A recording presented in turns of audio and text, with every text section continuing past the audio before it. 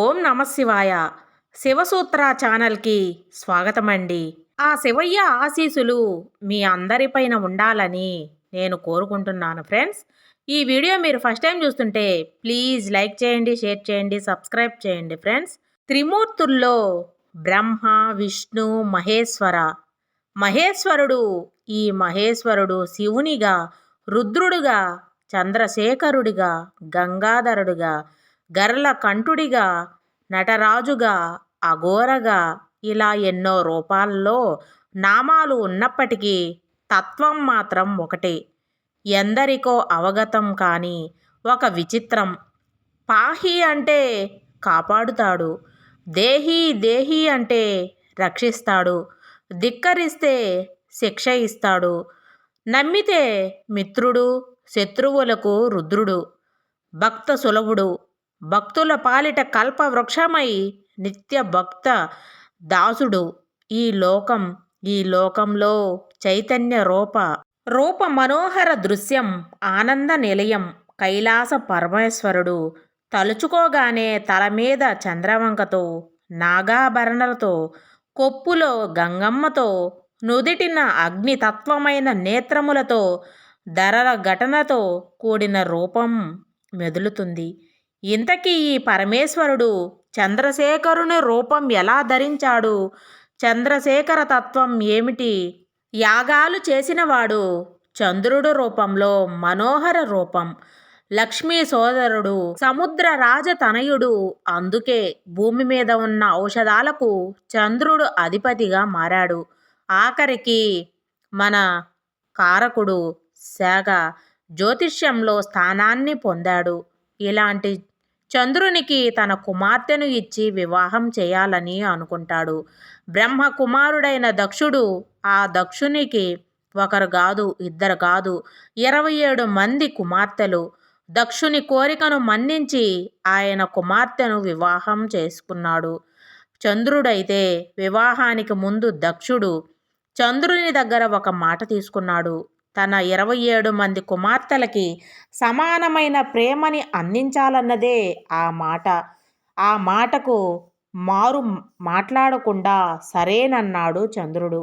కానీ చంద్రునికి రోహిణి అంటే ఎంతో ప్రేమ, అభిమానం. ఆమె కోసమే ఆ మిగిలిన 26 మందిని చేసుకున్నాడు.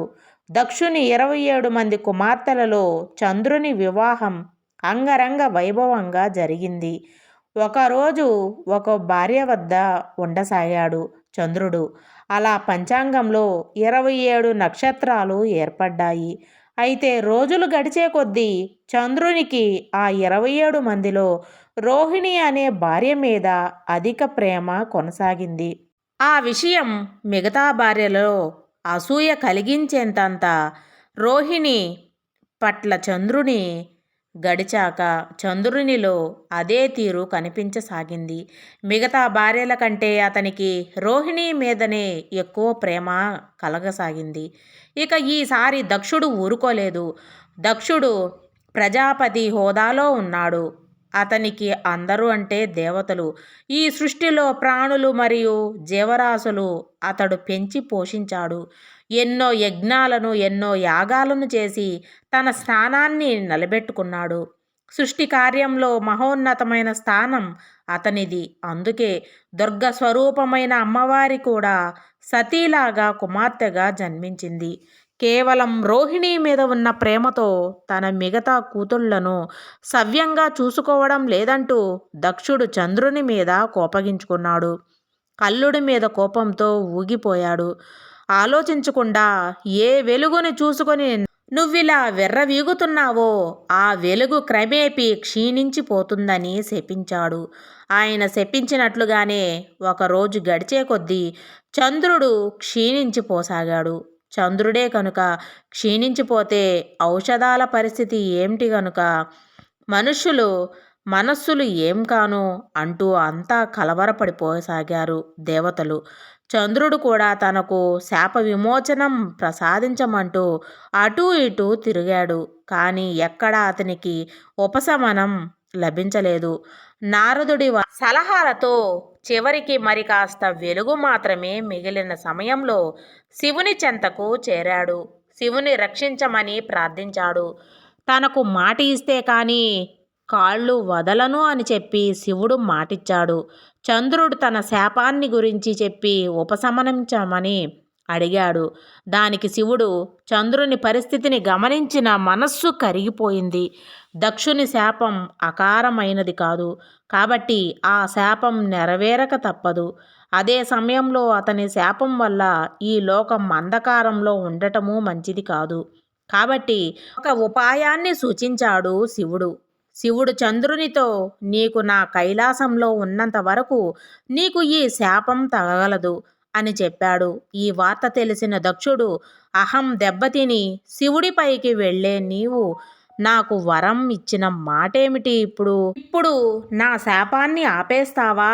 నీవు ఎంత గర్వం అని త్రిమూర్తుల్లో శివుడు ఒకడు అని చూడకుండా యుద్ధానికి దిగుతాడు. శివుడు ఎంతో దయతో, దక్ష, నీ కూతుళ్ళ జీవితాన్ని ఆలోచించావా? అల్లుడు గురించి పట్టించుకున్నావా? ముందు వెనక ఆలోచించకుండా నీ శాపం వారి పాలిట భయానకం. దానికి దక్షుడు, నువ్వు ఎవరు రక్షించడానికి, శాపం ఉపసంహరించడానికి చేస్తే నేను చెయ్యాలి, కానీ వారు కాదు. ఇద్దరు యుద్ధానికి తలపడ్డారు. ఇప్పుడు మహావిష్ణువు కల్పించుకొని, సరే దయచేసి మీరు ఆపండి. నేను మీకు ఒక ఉపాయం చెబుతాను. ఇది మీకు సమ్మతమైతే పాటించండి. మీ ఇద్దరి మాట చెల్లే విధంగా చంద్రుని రెండుగా యోగమాయంలో సృష్టిస్తారు. ఒకరు కైలాసంలో శివుని సమీక్షలో, ఇంకొకరు అంతరిక్షంలో దక్షుడి శాపం అనుభవిస్తూ ఉంటారు. దీనికి ఇద్దరూ సరే అన్నారు. అంతరిక్ష చంద్రుడు వెళ్ళి కృష్ణపక్షంలో తగ్గుతూ శుక్లపక్షంలో పెరుగుతూ ఉంటాడు. కైలాసంలో చంద్రుడు రుద్రుడు కాళ్ల దగ్గర బాలచంద్రునిగా మారితే, శివుడు నీ స్థానం కాళ్ల దగ్గర కాదు, తలపైన అని చెప్పి తన శిరస్సుపై మకుటంగా ధరించి చంద్రశేఖరుడిగా అవతరించాడు. ఓం నమః శివాయ.